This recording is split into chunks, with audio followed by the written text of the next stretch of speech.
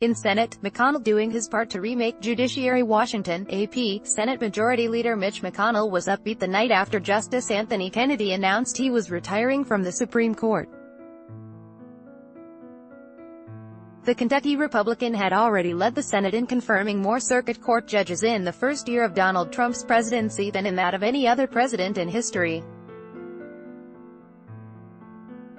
Now McConnell has the chance to confirm a second Supreme Court justice, a thrilling prospect for his party. Ad choice advertising and red invented by Teeds more than any other accomplishment, including the passage of the GOP's tax cuts. The remaking of the judiciary is fast becoming the cornerstone of the Republican leader's legacy. It's something he's been working on for a long time. Advertisement? Well, I think it's a little too early to be talking about legacy, McConnell said with a smile as he left the Senate chamber. A year and a half ago, I said it was a top priority, he said about confirming judges, and it remains so.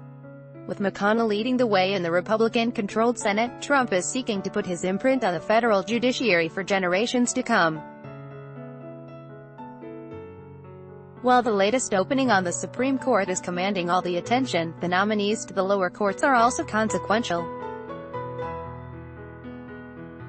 More than 40 federal district and circuit court judges have been confirmed to lifetime appointments so far during Trump's term, and those judges will have enormous sway in shaping legal arguments nationwide. Nearly 100 other judicial nominees are awaiting Senate confirmation. In all, there are more than 150 vacancies on the courts. The GOP's focus on the judiciary has been sharpened by their narrow 51-49 Senate majority, which has made passing legislation difficult. 60 votes are normally required to advance a bill, while judges can be confirmed with a simple majority. The newcomers to the bench follow a type. An Associated Press analysis found that roughly two-thirds of the judges who have been confirmed under Trump are white men. Of the 42 confirmed nominees, including Supreme Court Justice Neil Gorsuch, none are black. 10 are women, 9 of them white. 3 of the judges are Asian American men and 1 is a Hispanic man. Advertisement. In contrast, during President Barack Obama's 2 terms, only 37% of judges confirmed were white men. Nearly 42% were women, the highest share of female judicial appointments of any president. What the administration is seeking is to transform the face of the entire federal judiciary, said Nan Aaron, president of Alliance for Justice, a liberal group that tracks court issues.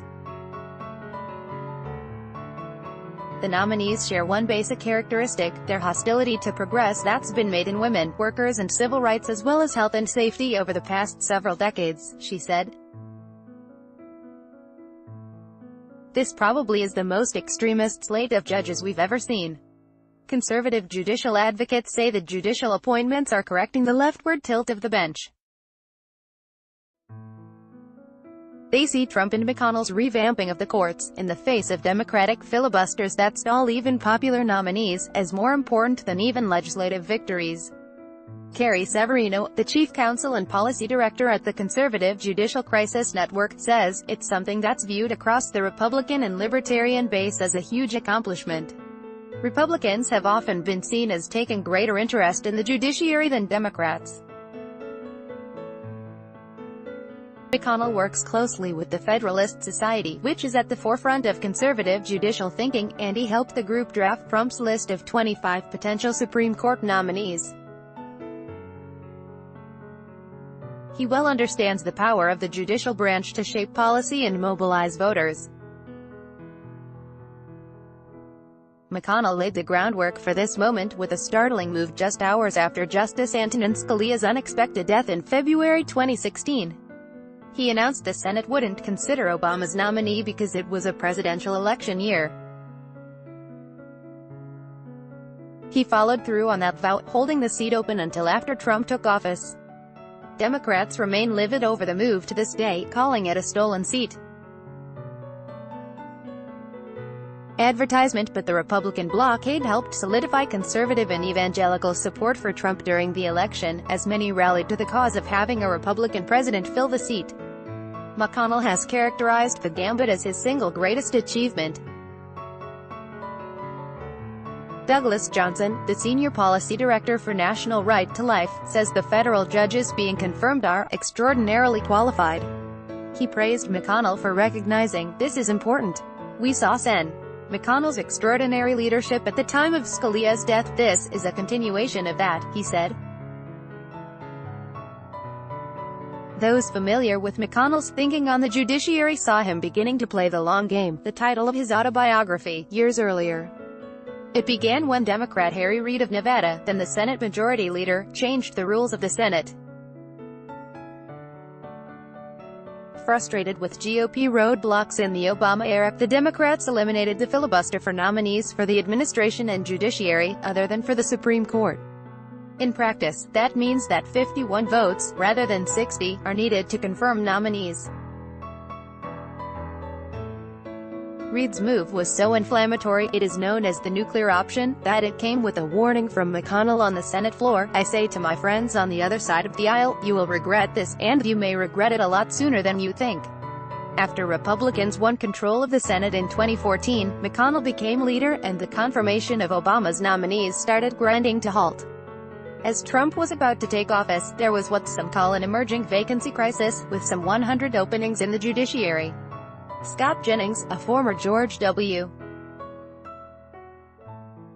Bush administration official and longtime McConnell strategist, said the Senate leader saw in the judicial openings the opportunity to restore some balance.